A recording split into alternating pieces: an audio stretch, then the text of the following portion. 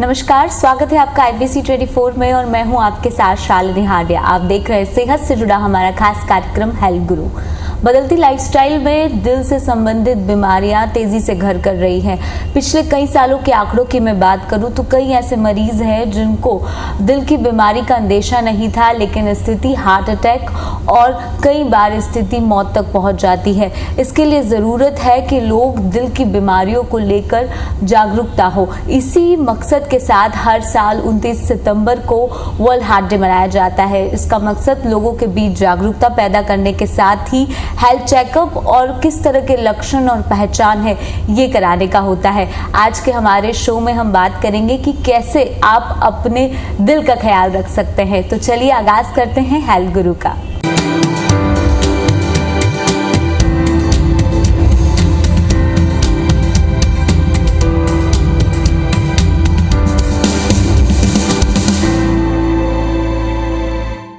Health गुरु में आज वरिष्ठ कार्डियोलॉजिस्ट डॉक्टर सरिता राव। मैम, बहुत बहुत स्वागत है आपका IBC 24 में।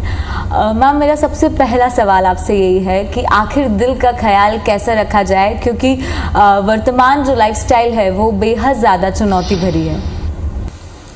दिल का ख्याल रखने के लिए हमें लाइफस्टाइल पे ध्यान देना बहुत ही इम्पोर्टेंट है।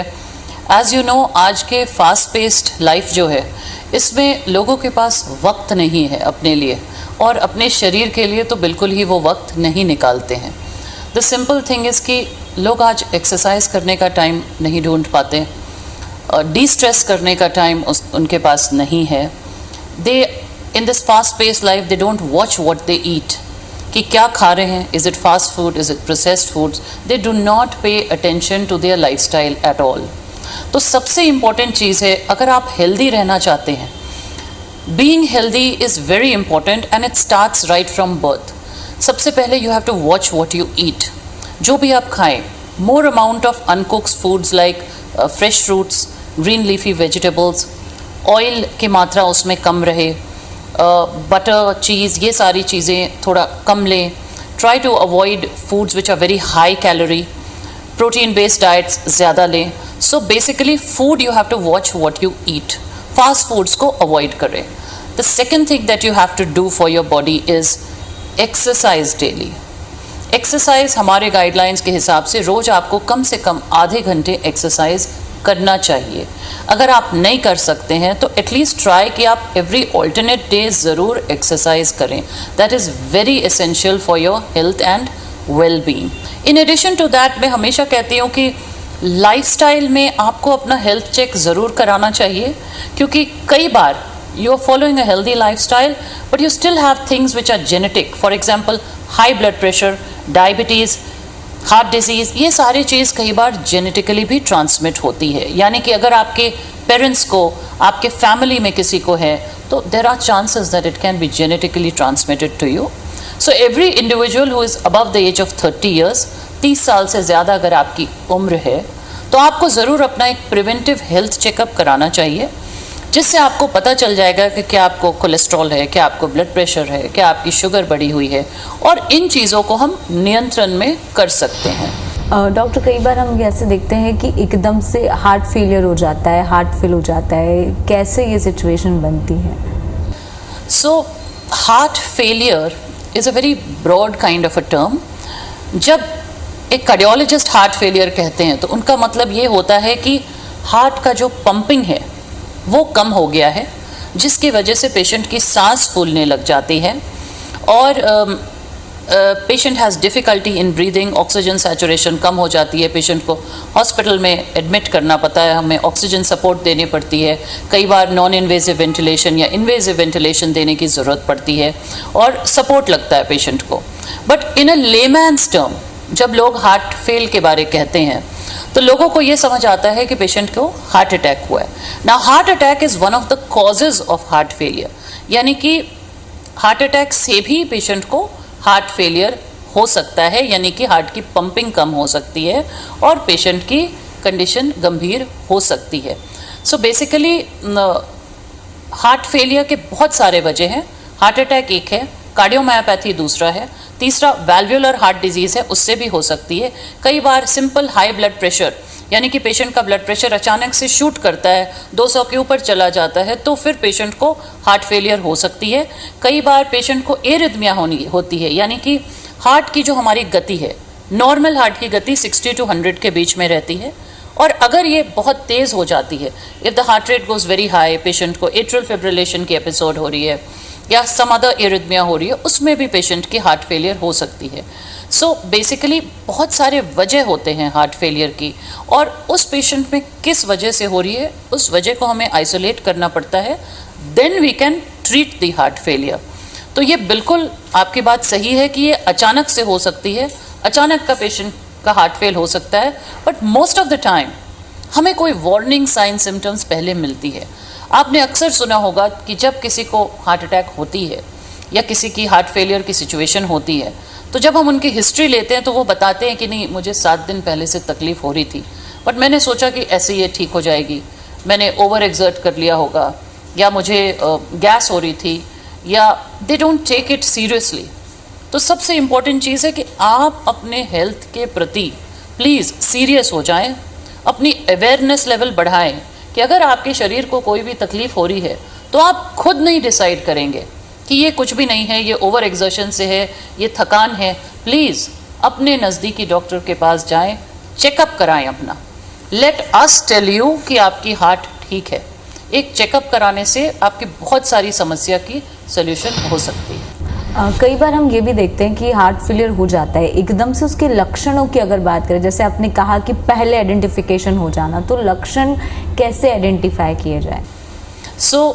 हार्ट फेलियर में सबसे कॉमन सिम्टम जो होती है shortness of breath, difficulty in breathing, यानी कि पेशेंट को सांस लेने में तकलीफ़ होने लगती है। इम्पेंडिंग हार्ट फेलियर में हमने अक्सर देखा है कि पेशेंट जो एक्टिविटी नॉर्मली कर सकते थे, फॉर एग्ज़ाम्पल अगर वो 4 किलोमीटर रोज़ चलने जाते थे, तो अब वो नहीं चल पाएंगे। The second important thing is सांस लेने में तकलीफ़ के साथ कई लोगों को और भी सिम्टम्स होते हैं, जैसे कि चक्कर आना, थकान होना, हाथ पैर में सूजन आ जाना, ऑक्सीजन सैचुरेशन ड्रॉप करना। There are a lot of things which can occur. Some people also complain of dizziness. So there are a lot of things, but the predominant complaint when patient goes into heart failure is that there is difficulty in breathing, there is extreme fatigue, extreme tiredness, inability to do their routine work. ये भी हम लोग देखते हैं कि patient का lifestyle कितना प्रभावित होता है, यानी उनको रोज़मर्रा के काम की चीज़ें कितनी ज़्यादा प्रभावित करती है, एक हार्ट पेशेंट के लिहाज से समझो तो। हार्ट डिजीज़ 2 टाइप की होती है, एक ट्रीटेड और एक अनट्रीटेड। अगर वो ट्रीटमेंट नहीं किया जाए तो उनकी दिनचर्या में बहुत फ़र्क पड़ सकता है। वो कोई भी काम करने में अपने आप को असमर्थ फील करेंगे, क्योंकि वो थोड़ा दूर चलेंगे और उनकी सांस फूलेगी, थोड़ी दूर चलेंगे उनको सीने में दर्द चालू हो जाएगी, बहुत थकान, बहुत फटीग, चक्कर आना, धड़कन तेज़ हो जाना, तेज़ पसीना आना, ये सारे चीज़ उनको होने लगती है। बट वी ऑलवेज से कि हार्ट डिजीज़ एक बहुत ही ट्रीटेबल कंडीशन है। आज टेक्नोलॉजी इतनी आगे बढ़ चुकी है कि लगभग हर हार्ट डिजीज़ की कोई ना कोई ट्रीटमेंट आ चुकी है।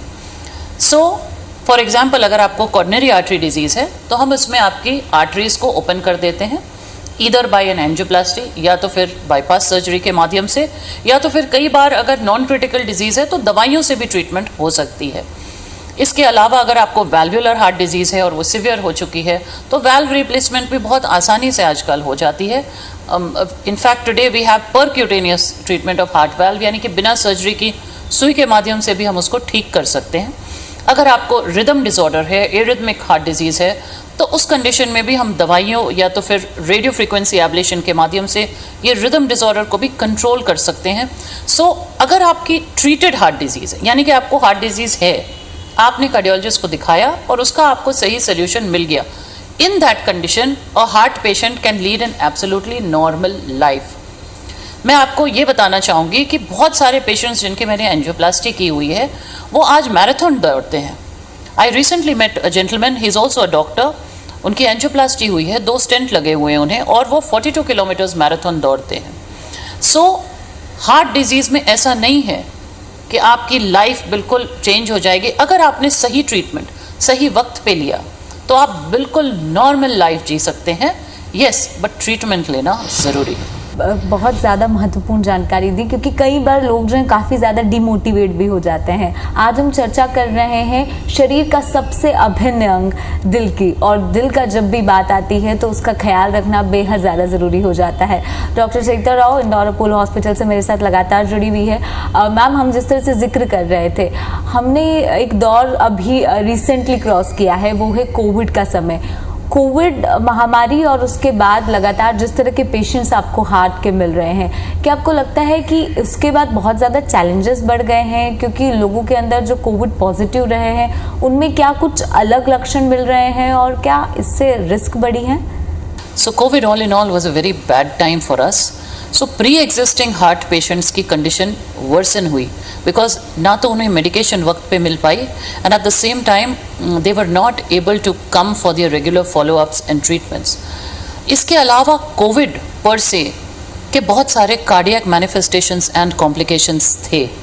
For example, COVID patients को खास करके जो डेल्टा वेरिएंट आई थी उसमें बहुत सारे लोगों को हार्ट अटैक्स हुई because Covid was a prothrombotic disease, यानी कि ये प्रीडिस्पोज करती थी कि हार्ट के आर्टरीज के अंदर बहुत सारे क्लॉट फॉर्म हो जाए। इसके अलावा शरीर में कहीं भी वो क्लॉट प्रोड्यूस करती थी।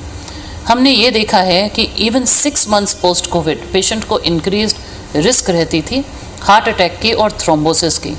सो we saw a lot of post covid heart attacks, we saw pulmonary embolism, यानी कि लंग्स की जो सप्लाई करती है आर्टरीज उसमें क्लॉट होना। हमने क्लॉटिंग ब्रेन के आर्टरीज में भी देखे और हाथ पैर के आर्टरीज में उसमें भी बहुत सारे क्लॉट्स देखे। एंड ऑल ऑफ दीज जब भी क्लॉट होता है तो the end result is the same.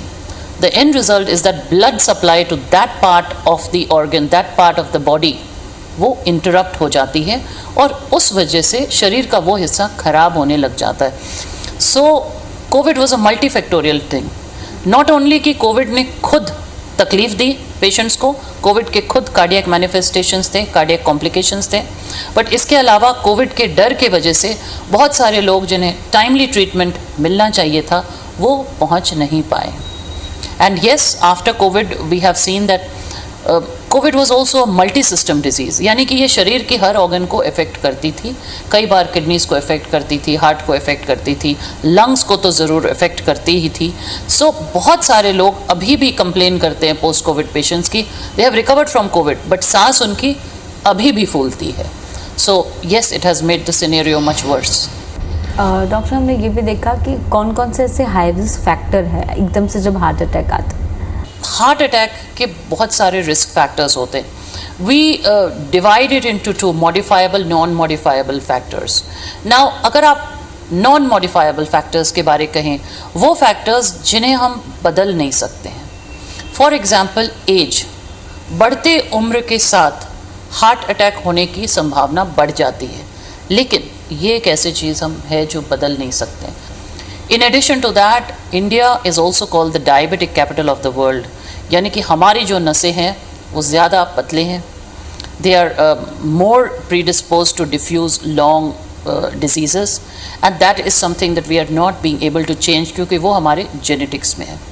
In addition to that, another very important high risk factor and non-modifiable is family history. अगर आपके फैमिली में आपके पेरेंट्स को है, आपके भाई बहन को हार्ट डिजीज़ है, तो संभावना है कि आपको भी हो सकती है क्योंकि ये जेनेटिकली ट्रांसमिट होती है एंड दैट इज़ समथिंग जो हम चेंज नहीं कर पाए हैं अभी तक। Of course we are working on gene therapy but we don't have any confirmed results on that as yet. So ये सारी चीज़ें होती है जो नॉन मॉडिफाइबल रिस्क फैक्टर है। इनके बारे जानना इसलिए ज़रूरी है क्योंकि इससे हमें पहले ही पता चल जाता है कि हमें रिस्क है। In addition to that I will say कि हमारे पास बहुत सारे मॉडिफाइबल रिस्क फैक्टर है जो हमारे मुट्ठी में, उसे हम बदल सकते हैं। For example high blood pressure. High blood pressure को अगर हम कंट्रोल नहीं करें तो वो जानलेवा हो सकती है क्योंकि हाई ब्लड प्रेशर से ब्रेन की स्ट्रोक, हार्ट की अटैक, किडनी की डैमेज, आँखों की डैमेज, ये सब चीज़ें होती हैं। बट अगर आपको हाई ब्लड प्रेशर है और आपने इसे नियंत्रण में रखा है लाइफस्टाइल और दवाइयों के माध्यम से, तो फिर ये आपकी कुछ नहीं बिगाड़ सकती। इन the same way diabetes is another high risk factor. और अगर डायबिटीज़ को आपने कंट्रोल कर दिया, आपने शुगर लेवल्स अपना कंट्रोल रखा, आपने HbA1c कंट्रोल करके रखा है, रेगुलर आप चेकअप पे जाते हैं, दवाइयाँ लेते हैं, परहेज़ करते हैं अपने डाइट में, जो हाई कैलोरी फूड्स है, जो कार्बोहाइड्रेट रिच फूड्स है उससे आप परहेज़ करते हैं और शुगर लेवल्स आपकी नियंत्रण में है, तो फिर ये डायबिटीज़ आपका कुछ नहीं बिगाड़ सकती है।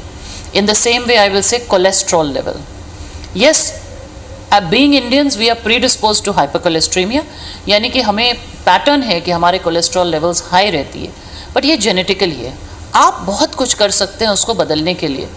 आप अपनी डाइट चूज़ करके खा सकते हैं, घी मलाई मक्खन को अपनी डाइट से दूर करें, रेगुलर एक्सरसाइज करें, और अगर इन चीज़ों के बावजूद भी आपकी कोलेस्ट्रॉल बढ़ी हुई है, so then you can take some medicine called statins. So risk factors तो बहुत सारे हैं, बट इन रिस्क फैक्टर्स को निगेट करने की the tools are in your hands. अगर आप चाहें तो ये सारी चीज़ पे एक्शन लें और अपने आप को फिट एंड हेल्दी रखें।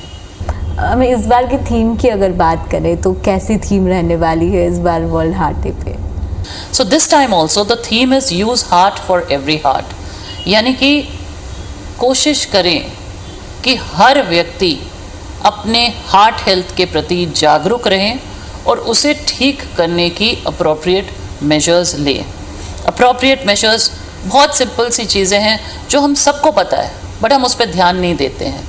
हमारे खान पान ठीक होने चाहिए, ओबेसिटी नहीं बढ़नी चाहिए, फिजिकल इनएक्टिविटी नहीं रहना चाहिए। आपने देखा होगा स्कूल से बच्चे आते हैं, TV, mobile, radio, iPad, they do not go to the ground to play. तो जब बच्चे नहीं जा रहे हैं खेलने के लिए तो बड़े कहाँ जा रहे हैं? वो तो और ऑफिस से थक के आते हैं और वो बैठ जाते हैं टीवी के सामने। So exercising is a must, exercise is a must, healthy diet is a must, know your numbers. मैं हमेशा कहती हूँ अपने ब्लड प्रेशर, अपनी शुगर, अपने कोलेस्ट्रॉल, हर व्यक्ति को पता होना चाहिए कि मेरा ब्लड प्रेशर वैल्यू क्या है, मेरी शुगर वैल्यू क्या है, मेरे कोलेस्ट्रॉल लेवल कितना है। दे मस्ट नो, क्योंकि अगर आप जानेंगे, if you know then you can take some action. We always say that prevention is better than cure, यानी कि आपको ये बीमारी होनी नहीं चाहिए तो प्रिवेंट करें, और प्रिवेंशन आपके हाथ में है। जैसे आपने कहा कि अर्ली ट्रीटमेंट होना चाहिए, कई पेशेंट्स आपके पास ऐसे आते हैं जिनको ये अंदेशा भी नहीं होता है कि उनको हार्ट डिसीज़ है और डायरेक्ट सिचुएशन आ जाती है हार्ट अटैक की। वो कितना चैलेंजिंग होता है और कैसे उसके लिए जागरूकता पैदा करने की अब ज़रूरत नज़र आती है? नाउ ये बहुत ही इम्पोर्टेंट चीज़ आपने कहा कि उनको पता ही नहीं होता है। यू नो, मैंने ये देखा है कि हमारे देश में बहुत सारे लोगों को यंग हार्ट अटैक होती है, और जब एक 20 साल के व्यक्ति हमारे इमरजेंसी रूम में लेटा हुआ रहता है with severe chest pain, profuse perspiration, blood pressure कम है, he is gasping for breath, बहुत दुख होता है। So first of all I will say कि आप ये नहीं सोचिएगा कि एज इज़ अ क्राइटेरिया। किसी को ये नहीं सोचना है कि मैं 20 साल का हूँ, मैं 30 साल का हूँ, मुझे तो हार्ट डिजीज़ हो ही नहीं सकती। There are always warning signs. Warning sign ज़्यादातर हर व्यक्ति में आती है। So don't neglect your body. अगर आपकी सांस फूल रही है, अगर आपको सीने में दर्द हो रहा है, एंड दर्द के बारे में I want to say that people should know कि ये पेन सिर्फ आपको सीने में नहीं होगा, it can be anywhere from the level of the diaphragm to the level of the jaw. अगर गले में पेन हो रहा है, शोल्डर में पेन हो रही है, बैक में पेन हो रहा है, दोनों हाथ में पेन हो रही है, कंधे में पेन हो रही है, all of this can be related to heart disease.